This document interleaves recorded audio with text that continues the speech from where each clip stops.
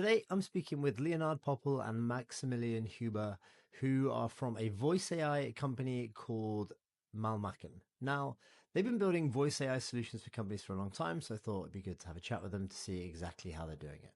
Enjoy. For So, me.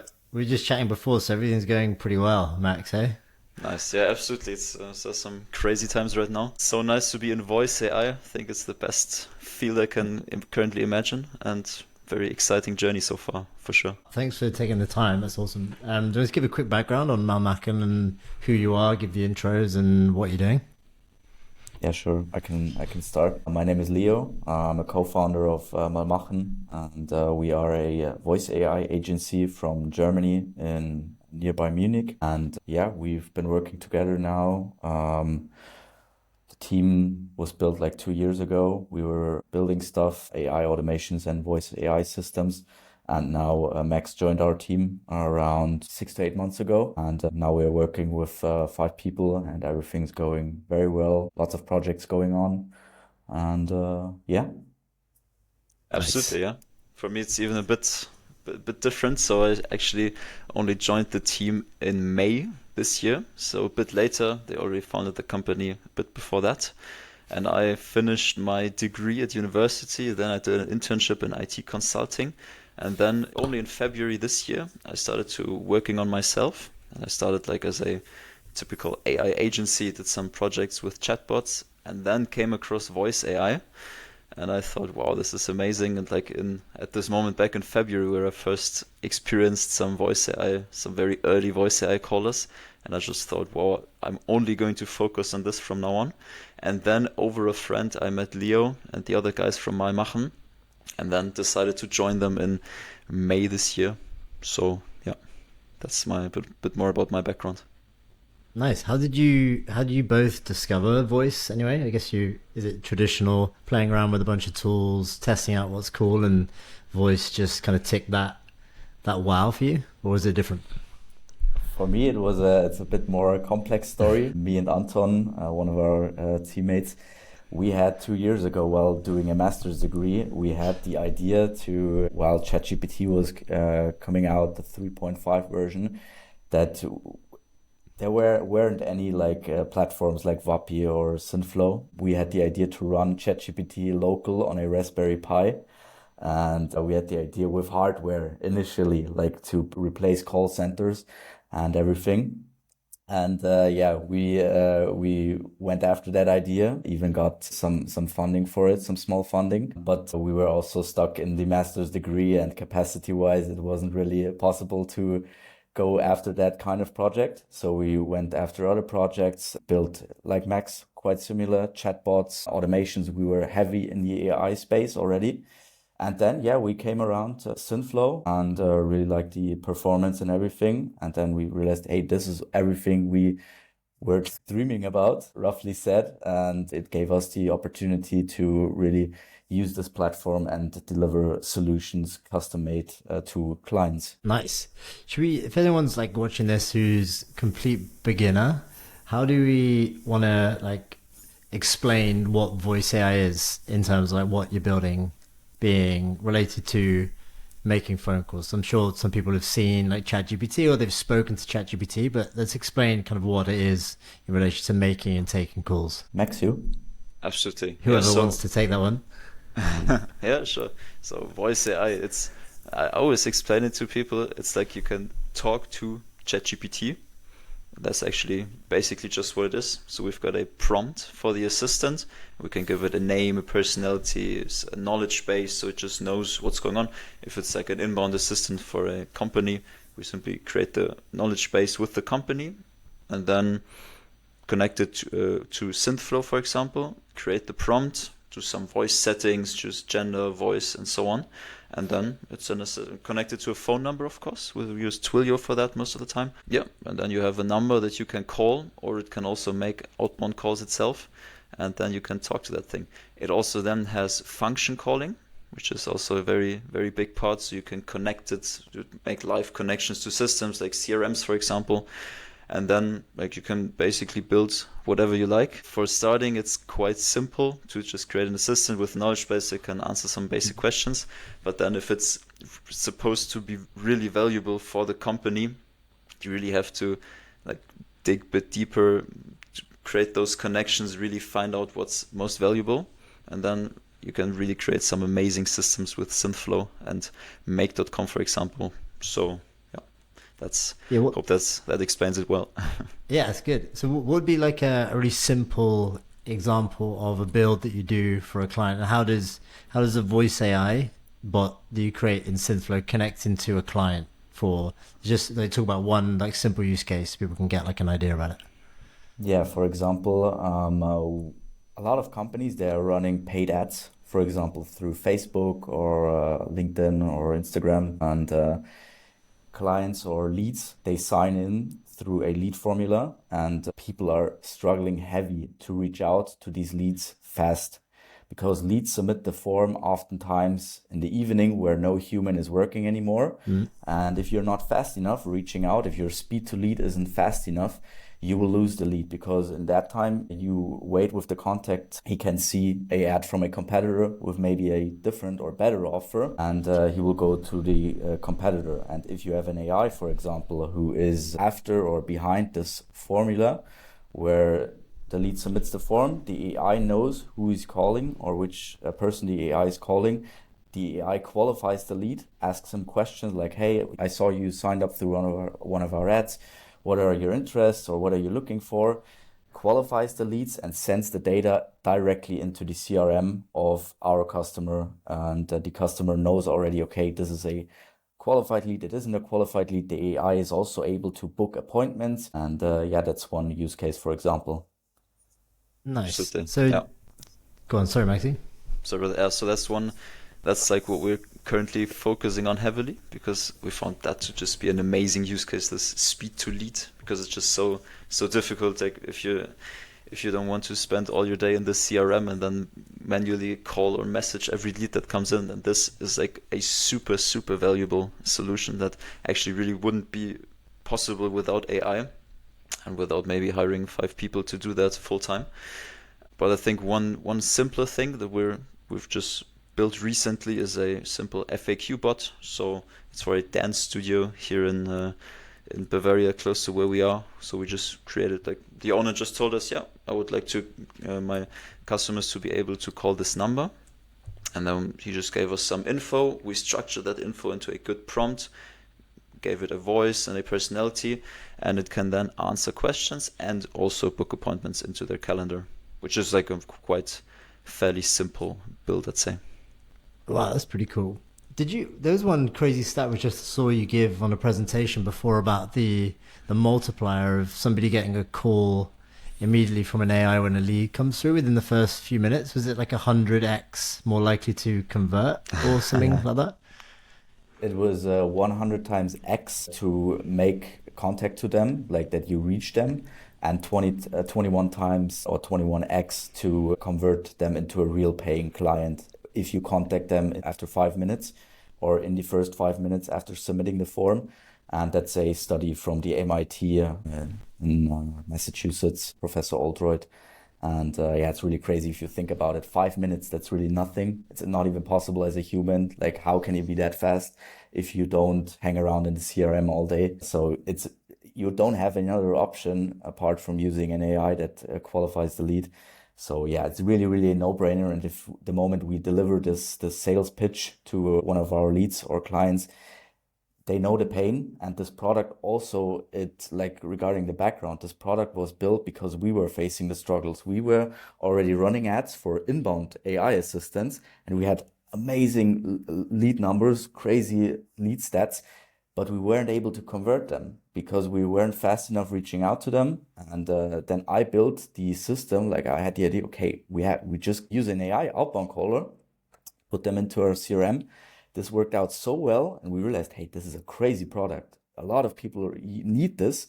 Then we defined the product, created some pricing, ran ads for it, and now the product literally sells itself because we have ads for this outbound caller for people who are interested in this product, the people get called by our outbound caller, and the product tells the lead why this product is really good. And the people that show up to our appointments are mad qualified and are really, really interested in buying our service. So it's really a no-brainer. The product buys itself. Yeah, sells itself. Does itself.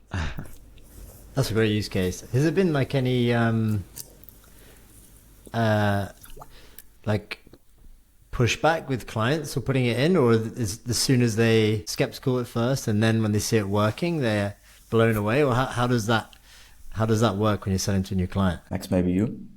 Absolutely. So it's a very good question. It's of course necessary to refine it a lot, because like the client was going to tell us what exactly it is that they want, and then we build the product as good as possible, and then most of the time they still have like, I would have to this change, maybe a different voice, this responds a bit too quickly or a bit too slowly maybe. So it's a lot of back and forth, usually with quality and also the choice of the voices. But then it's like we've had some very great experiences with it. Of course, it's like important to mention that if you literally compare it to humans doing the outreach, like most likely the human is still going to be a bit better. So if the agency hires a human and then that human is only there like chilling in the CRM all the time and calling all the leads manually, and if they happen to find a very, very good human that's going to call them and qualify them, like as of right now, that's still going to be a little bit better. However, it's not that accessible. So like small businesses, they can't afford to hire that person. There's just too much effort. And that's where our AI comes into play. And we've even seen that over the last month, the AI has gotten so much better. And we're of course assuming that this rate of improvement is going to continue, even with the real-time API and all that stuff that we're seeing. So we're very sure that in the near future, AI is going to be indistinguishable from real humans, and then like that's going to be very interesting then. What's the difference currently between one that's like why would a human be better than AI? What are the things that a human can currently do better than like a voice assistant with the tech we've currently got? I'd say it's mostly that the human can really comprehend the situation and really also comprehend the emotions. Because as of right now, the systems we're using, they're still where the human, the lead talks, and then it gets transcribed to text, and then the AI gets the text, creates a response, and then the text is read with the voice model. But then we're losing the emotions. So if the human is like, you can with his tone of voice, he's like not very interested or super enthusiastic. The AI doesn't have this info because it's only like the model we're using is only seeing the text and responding based on that. So I think that's quite a big part that's still like where humans still have an advantage right now, but we're already seeing like systems that can actually really get the emotions. Yeah. So, and I'm sure that we're going to get to this point in the future, and then there's still going to be improvement. However, in most cases, the AI works very, very well, because like most of the time, Lily is simply interested and in a good mood, and then like all the stuff he hears and gets is actually very good. Because there's tools like Hume, etc., which are focused on like emotional understanding, like text and facial expressions, but then there's like trying to navigate the use cases within like the EU AI Act. I know which throws a bit of a spanner in how you can use emotions in AI. Absolutely. How are you navigating that? Is there any blockers with what you can and can't do currently when building your agents? One main thing is regarding cold calls. We are not able to do cold calls because we have to say in the beginning that this call gets recorded.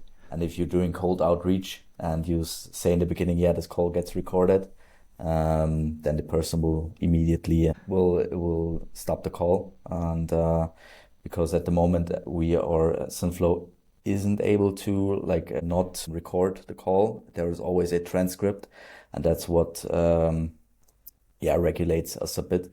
But in Germany in general, we have a very late adopter market and also very technologically adverse market. In general, people are very adverse to new stuff, and always like, yeah, I will do everything by myself. Don't leave me alone with this technology stuff, with this new stuff. But the harsh truth is that most of these people, they won't survive in the long term, because people or businesses who use automation systems, either way or the other, they will survive in the long term. And it are oftentimes the bigger companies that are contacting us because they are in the need more for this. Also regarding, it's hard to find a lot of good employees these days in Germany. So everything comes together into the direction, hey, we need AI automations. Got it. What are some specifics that you have to take into account for building voices in Germany? I know things like voices, transcriptions. What are the little nuances that you found when building for that market? Yeah, that's a very interesting question. So we found out that in English, voice AI currently is it's a bit easier because it has all been just works a bit better in English. For example, voices in 11 Labs, there are so many English voices, and there are some very good English voices. With German voices, it's a bit worse, I'd say. There are some very good ones, but just not as many. But there are still some very good voices. Also transcriber. Like transcriber is a challenge in German because in English it's just much better. But we know that also you guys at Synthflow, you're currently working on improving the transcriber for German language, which we're also looking forward to. But like all in all, I think we're at the best level you can be at with German language and voice AI right now, and it's only going to become better. Is there any like funny kinks with different words that get transcribed wrongly, which then kick out like a crazy response? In general, it's rather the thing that the assistant thinks that there is nothing spoken, or it doesn't really understand anything. Like if I answer it, for example, and it's a really clear answer, I'm having the phone here at my ear and it's not like on speaker. It's a clear German answer, like everyone would understand it, like every human. The AI, the transcriber is so wrong, it doesn't understand any context. So it's like, hey, are you still there? Like it just completely breaks the transcriber. Yeah, completely. Like that's the thing. There's not like I say something and it completely mistranscribes it, that it's the context changes. Like the context doesn't exist, like because it's so wrong. So it's not like it's giving out some complete random stuff. Yeah. So transcriber is definitely a challenge, but what we find, one interesting thing that I found out is that the AI model, like even though the transcriber sometimes gets words wrong, the AI model is still going to understand the context. Yeah. Like it's hard to name some examples because they would all be in German, but a few times then the model actually understands what you're saying. But when we look at the transcription, it's actually an incorrect word. But the AI then still gets, it must have been this word, or he must have meant this, but then still gets it right, which shows like some very good AI capabilities. And also, if we know the words that the client is probably going to say, and in Synthflow we can simply add those to the transcriber, so we can put in those transcriber keywords, and that makes it much easier. So if we let the client choose between different locations, for example, then it's very helpful to add those locations as transcriber keywords, and that makes it much better. So it's challenging, but we're finding good ways to still work with it very well.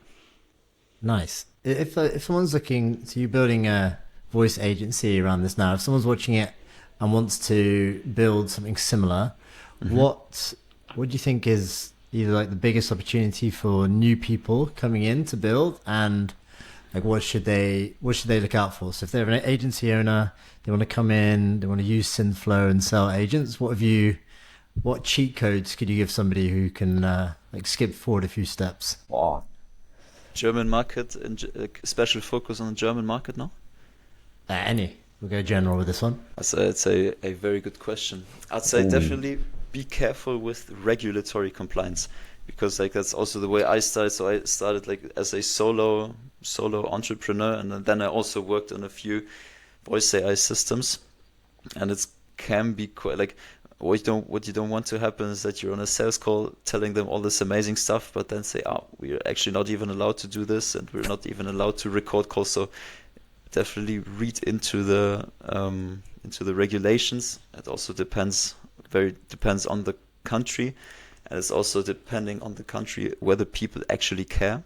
Because I've had a few conversations in the US and there basically no one really cares and they just implement all this stuff and it's all right. In Germany, people are much more afraid. So business owners, like they themselves don't really care about those regulations, but they just don't want to get fined for doing something wrong. So I'd say definitely be aware of those regulatory things that you have to comply with. But it's definitely possible. So you just have to know when you're allowed to record calls and when not. Also where data is processed. And that's good about Synthflow because data processing happens in the EU only, which is very good for us. So I'd say mainly this. That's it. Gotcha. And agency-wise, there's a lot of different ways to price like products and offerings. How are you doing it at malmachen? Because we have a few things. Some people use like retainers, some people use usage, some people do products, say like number of assistants, etc. How are you putting together your offer at malmachen? Yeah, it's a we have different products. We have, for example, the lead caller and let's say the inbound assistant. In general, we have a one-time setup fee, and the setup fee can range very, very heavily. And in the beginning, we were also doing to get knowledge and to get clients and to get, for example, testimonials. That's also a tip, start out low and do maybe a project for free. Tell the client if you have someone, if you know someone, you have a friend or a business owner, go to them, tell them, hey, I will build a system for you for free if you give me a video testimonial or some testimonial in some way, because this is really massive. It can really help you out for getting new clients and maybe in the same niche, because then you have already a product in that niche and that's really gold worthy. Yeah, regarding pricing, now it's a bit more high price, I would say, because we're getting a lot of offers. But in general, we have a one-time setup fee and we have retainers plus the usage fee. And where's been the like sweet spot client-wise? How in terms of like education, when you take a new product like voice AI to somebody and you have maybe the white label offering with Synthflow where you can give a client a login, how are you seeing that sweet spot between giving them control and you having control? And maybe we could chat more about like the white label platform too. Absolutely. So we found the white label to be very, very useful. And like there are so many different types of clients. That's also one more hint that I'd give, is to actually find clients that are really enthusiastic and really love those AI solutions. And that's like the clients that we're currently getting, they come from our ads, and our ad literally says, call your leads within 5 minutes using AI. And then we get the people that are like, I really have to use AI, I really want to implement it, I don't want to be left behind. So those are some very good clients to work with because they simply, like, they're probably already informed and they know what's going on. It's much harder with clients that are not like, they don't really care about AI, don't really know what's going on. They're just much harder. So yeah, it's definitely very useful to get those AI enthusiastic clients, and you can definitely find them in Germany. There are maybe not as many as in other countries, but they definitely exist. And and those clients that really love also to experiment with AI, for them we let them edit lots of stuff in the white label solution, because generally the white label solution, then we create a white label account for them that they can log into, and then we can control what they can edit and what they cannot edit. So like if we know the client just wants the product to work and doesn't really care that much about what we do, then we basically just deactivate everything. So they don't see the prompt, they don't see the actions, the info extractors, everything. But many people really want to experiment with this stuff, so we can activate the prompt for them. They can make changes to the prompt, also create different assistants. So it really depends, but you have to be careful, because what is not so nice if a client changes the prompt and then suddenly it doesn't work very well anymore. So you also have to communicate it correctly. On that side, also one tip or insight maybe, it gives you the sub account, or it gives you the opportunity to work with consulting clients. For example, if you have someone that reaches out to you and has already some kind of knowledge, And then you have the plan, the agency plan. You have the ability to give them account, send them the link. Hey, this is I will give you account, and then you can really guide them through everything. So they have their own account. You can really consult them well, help them set up everything. That's also a good thing, and maybe a good thing to start out with, if you have someone to do that for you. Yeah, nice. One thing I think is good with clients is prompting and just education around prompting. Do you share the prompts you write with clients, or is that kind of secret source proprietary knowledge for you guys? Or what do and don't you share? Max, maybe you? We've worked on our prompts a lot because it's super important the way you prompt, and there are like definitely some little secrets that are just super useful. Sources. Definitely. I think I could like one that's been very good for us. I think I can just give it out. It's like if the assistant doesn't understand the user very well, then you don't want them to say, "Oh, can you maybe repeat that?" or "I didn't understand." But what we do is we simply tell the assistant, if you don't understand the user very well, then just say, "Oh, I think connection was bad. Can you please repeat that?" Because then it's like a bit simpler. So that's one secret sauce, and there are like so many parts in our prompt that we really worked on a lot. But still, with the clients we have, if they really want to see the prompt, then we let them see it. So yeah. Gotcha. And do you manage all your clients through Synthflow? Do you use any other tools to combine, like Make or Zapier? Are you doing additional automations? How do you have that set up? Yeah, it's very individual. That was also one hurdle or learning, I would say. We had the idea to really productize down, and create a fixed product, but that will come, and we are all still working on that. But everyone has a different CRM. A lot of people have already used Make, N8N, Zapier, and they just want a kind of system or automation that you build it for them in their account. For example, they send you login data, or they create a sub account or a account for you, and you build a system on their system. And we give the client a direction. If he really has no idea, let's say he wants an AI solution, but he doesn't use any platforms, then we come up with the system, we pitch it to them, and then we do it like that. But a lot of times clients already have something existing, and they just want to use that, and then you adapt to that situation. For example, if you have a new CRM, client has, for example, lead table. It was one of the newest ones. We're currently haven't built a system with that. And then you dive into it, but in the end, they always work the same, and you can adapt to that really, really, really. Absolutely. One thing I'd like to add is that so far we've been using make.com a lot because it's quite simple, has all the integrations, so Make is really great. However, Make is not so good with scheduling, because if we, for example, we make an outbound call and then we don't reach the person because voicemail answers or they just decline the call, then we want to call them again because we just don't want to say, okay, didn't reach them, now they're lost. We want to call them again.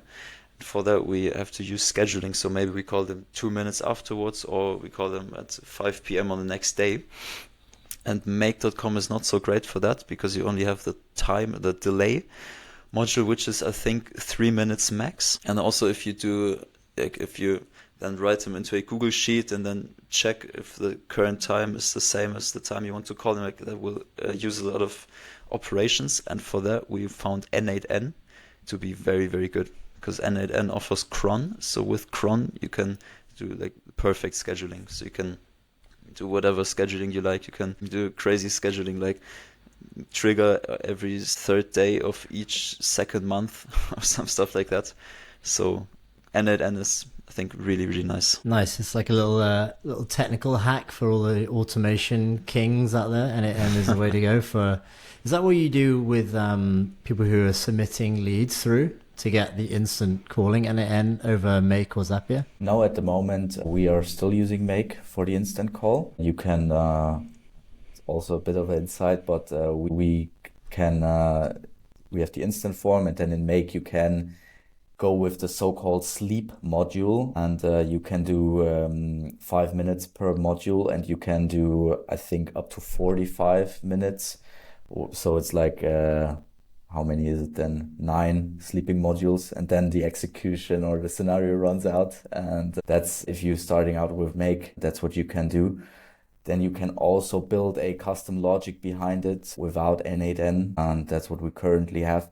But we will, because our processes are we have lots of stuff going on at the moment, so we are currently thinking about maybe moving everything to N8N and leaving one thing behind.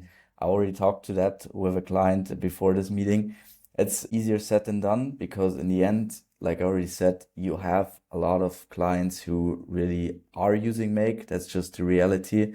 And they want you to build on their platform, on their account. Same with Zapier.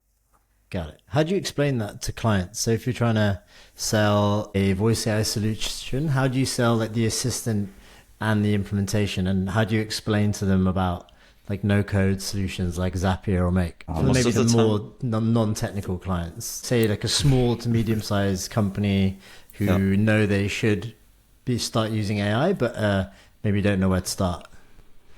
In general, so many clients don't even really care. So if they just want a system that works, then we just build it all in our systems, and like we can use whatever we want. We have to put it into the like write our sub providers into the contract that we have with them, which is another regulatory thing that we had to adapt. But so there are the clients that don't really care. You just have to deliver a good system. And then there are also clients who do care. Many people, like especially the AI enthusiastic people, often want it built on their own systems. Most of them then have Make. I also worked with someone who uses Pebbly, which is also nice. I still prefer Make or N8N, but it totally depends. So we basically just do whatever the client likes, because those automation platforms, N8N, Make, Pebbly, Zapier, they all work quite similarly. So very, very flexible at the moment. Also on that end, another thing or pattern I realized after being in a lot of calls is that a lot of business owners at the moment, if they're not very technical, they don't have a lot of AI knowledge, they just have some pain in their business.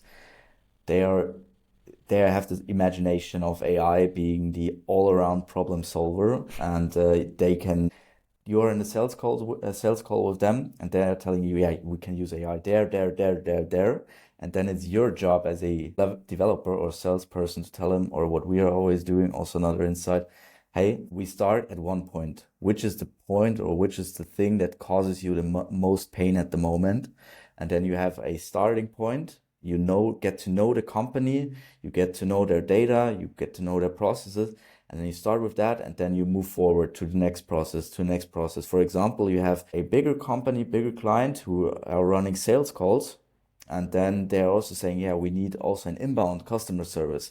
And then you ask them, hey, okay, which situation gives you more problems or headaches at the moment? Yeah, it's the outbound calls in general. Then you start with the outbound calls, do this for a couple of months, and then you iterate the process, and then you tell the client, hey, look, this is really, really going well. Maybe we should also target the inbound assistant now, and then you already have a working product with them. It's easier to convince them to do that also. Got it. So a big bit of expectation management is needed when selling AI solutions. Definitely. I don't know how it is in other countries. I really don't know. But in Germany, you have a lot of people who they see the AI as this invisible dragon, and you really have to tell them, hey, okay, this is possible. This isn't possible. And absolutely. I also recommend everyone, if you start a project, then really very precisely define what you're going to do and write that into the contract, because what you don't want to happen, what has happened to us before, is that you then say, we're going to do this project, this and this and that, and then the customer always comes up with, let's still do this and this and this. Yeah. But from our side, it's a lot of effort, so we're now just defining like in the beginning, we have a long onboarding call where we define exactly what the system is going to do, and then if they still want an upgrade, if they want to do more, then we can do that. But it's going to be another. Got it. Yeah, that's an interesting thing about upgrades. So obviously these are going to get better over time with like more features available, like better voice quality? How would you like approach, say, example would be OpenAI's real-time voice comes out and you have a widget which is now available that you can use as another assistant on someone's website. How would you like handle that with a client? Have you done anything like that where they've come back and asked for something else? In general, we have pricing packages for example, the lead caller, and we have three packages. And in the best package, we have a feature called feature updates included. And every time something new pops out, the client gets immediate access. And so in the best pricing plan or best package, a feature update thing is included. Yeah. Like that. That feels like a good agency tip. Yeah. It's a nice clear upsell. Have you done anything with OpenAI's real-time voice widget yet? Absolutely, yeah. So it's a very good question. So it was so amazing when it came out. We were very, very excited about that. Then we put it on our website where we let people talk to it simply over the widget. And we've seen that many people, like it's surprisingly many people have had conversations with this real-time OpenAI widget on our website. And the conversations were very, very good. So we've even had people on live calls then test it out and say, wow, this is amazing. However, it's currently not available over the phone yet with Synthflow, which we're looking forward to. But real-time voice, real-time API from OpenAI is very good. But there are a few it's a few areas where it's not so good. So we found that it's currently not as clever, so to say. It's a bit more random in the way it responds, and it just feels like not as, basically not as clever as, for example, GPT-4o, which is why we're currently definitely preferring GPT-4o, because it's better with objection handling and so on.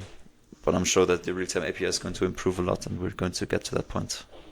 What do you think is like the main difference? Because for me, it sounded like a bit more human, like straight out of the box. Whereas I think for a beginner or maybe like a more advanced user, you could get a very similar result just by tweaking a lot of settings and coming up with like a really good conversational prompt and including or excluding words, and you can get really close. But for maybe a basic user just coming in and trying OpenAI real time, it's like a huge like wow moment.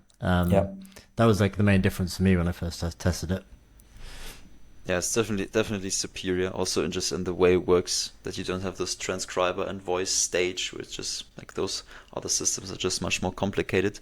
And for that reason, because the real-time API it's just so much faster because there are not all those stages with transcriber and then voice output.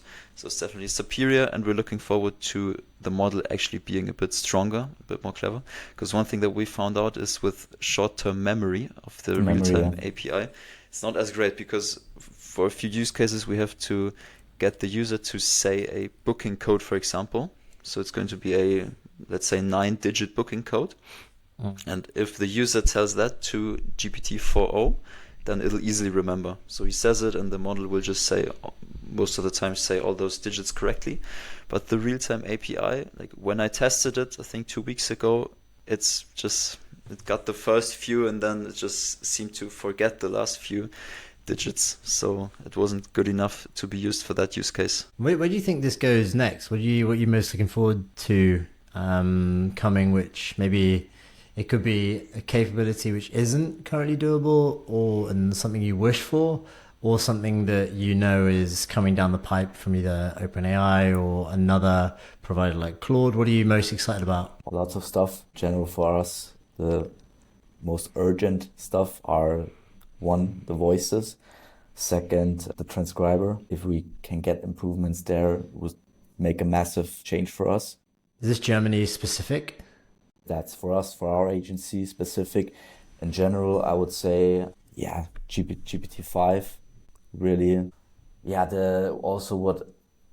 don't know how it is in English, but if we are able to dynamically catch or fetch emails through the calls without like errors and complex booking codes or numbers, that would also be a massive change, or massive impact. Max, maybe you?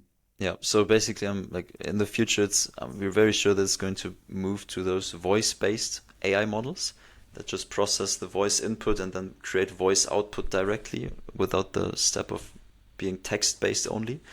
So we're looking forward to having stronger models there, also with more choices in the voices that you can use. But then it's like that'll be amazing if that's like we're 100% sure that this is going to improve a lot in the future. And then like with this tech, we're definitely going to reach the point where AI or voice AI will be indistinguishable from a human talking. Yeah. That's also another insight. If you start right now, and that's what we are experiencing, you are learning, you are growing as a business owner, as a developer. You are moving into the right direction. And the same is happening with the AI. Everything you get better, the AI gets better, and you just both go into the same direction moving forward.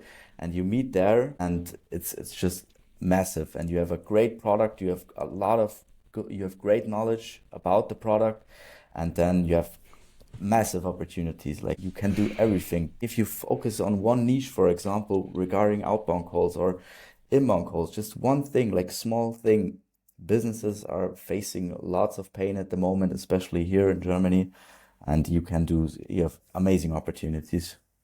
Got it. And overall, like high level, current capability, and then limitations when you're speaking to companies. What would you say for voice specifically that they cannot do yet, but they can do soon? So it's going to be they want 100 things doing for their business. Let's say somebody wants to automate every single person who picks up a phone in their company. What do you say will be here in like 6 months, and what we can't do yet? And is there any like big gap in expectations, or is there everything is so new and incredible that they're like, wow, they're not really fussed, they're just waiting for good stuff to come out?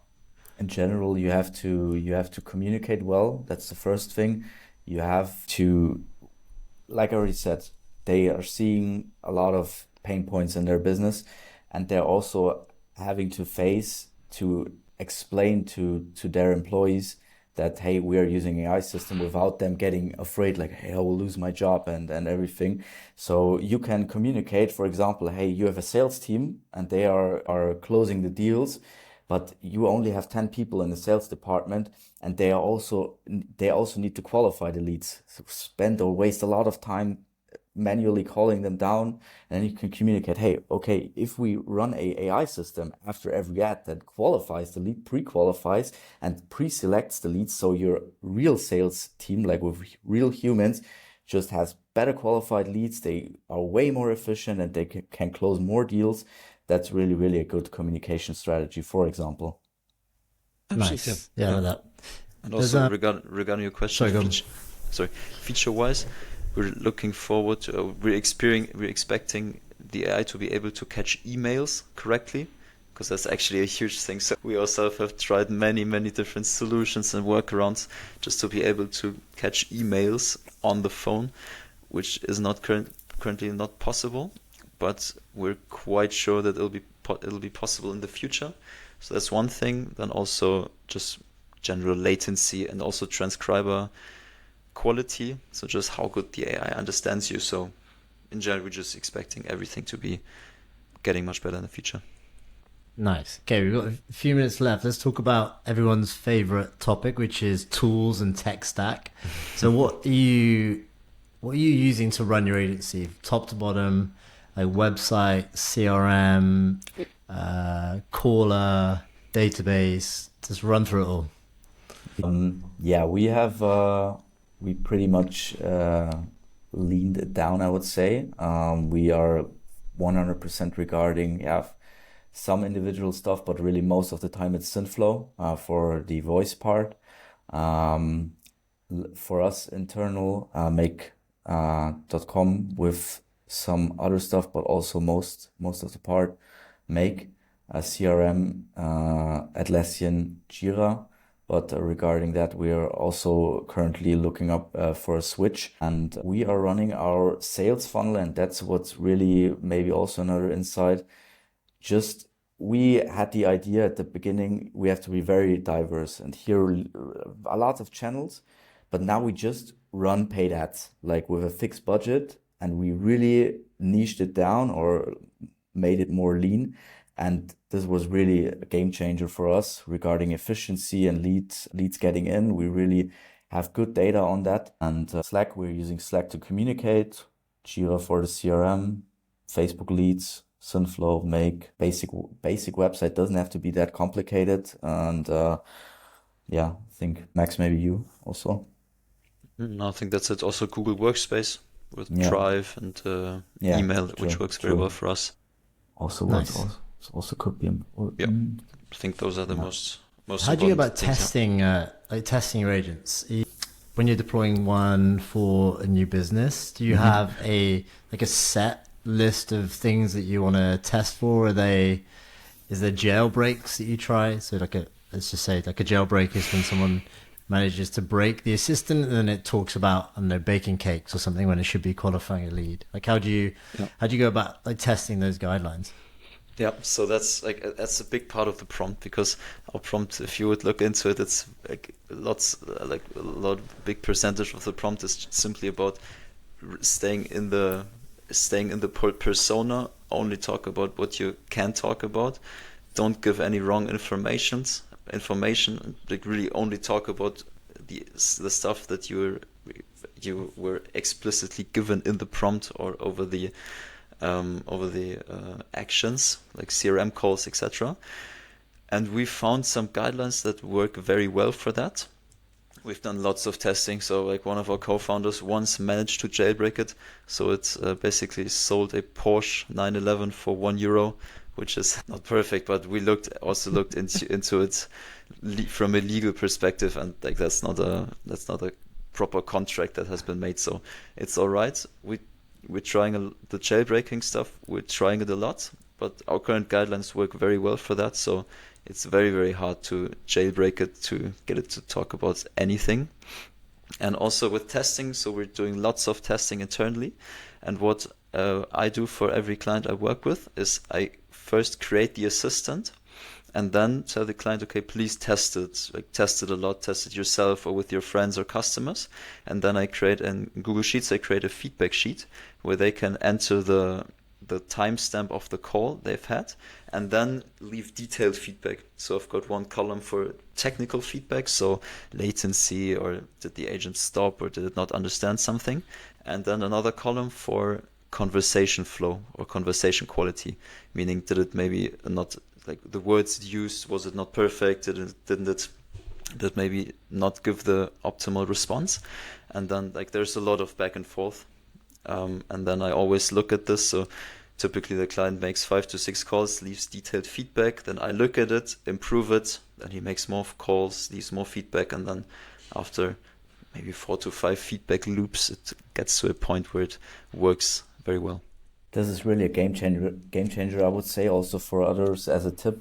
Take the clients with you on that development journey, because then they're with you, they know you are doing something, they can really be part of the creating process, and you don't have the pain of delivering the product without them testing it after 6 weeks, for example, and then after you launch it, like, hey, this is not working, this is not good, I want this and that. So it's just a win-win for everyone, for you regarding efficiency and closing and finishing the project on time, and also for the client to have a more stable product and be part of the journey more.